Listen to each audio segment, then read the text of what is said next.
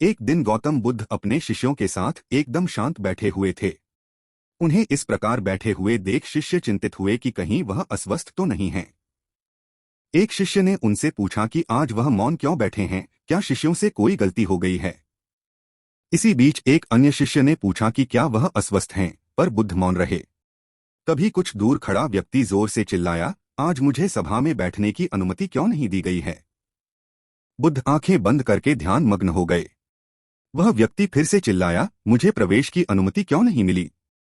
इसी बीच एक उदार शिष्य ने उसका पक्ष लेते हुए कहा कि उसे सभा में आने की अनुमति प्रदान की जाए। बुद्ध ने आंखें खोलीं और बोले, नहीं, वह अछूत है, उसे आज्ञा नहीं दी जा सकती।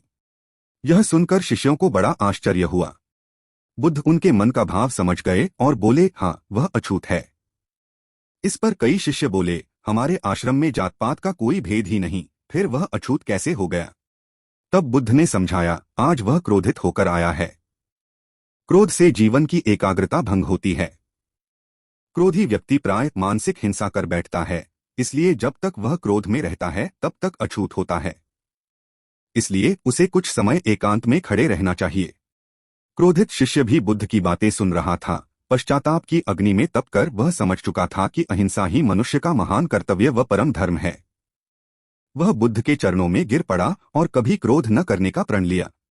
शिक्षा आशय यह है कि क्रोध के कारण व्यक्ति अनर्थ कर बैठता है और पश्चाताप उसे बाद में होता है, जिसका कोई लाभ नहीं मिलता। इसलिए हमें क्रोध नहीं करना चाहिए। असल मायने में क्रोधित व्यक्ति अछूत हो जाता है और उसे अकेला छोड़ देना चाहिए। क्रोध करने से तन, मन और धन तीनों की हानि होती है।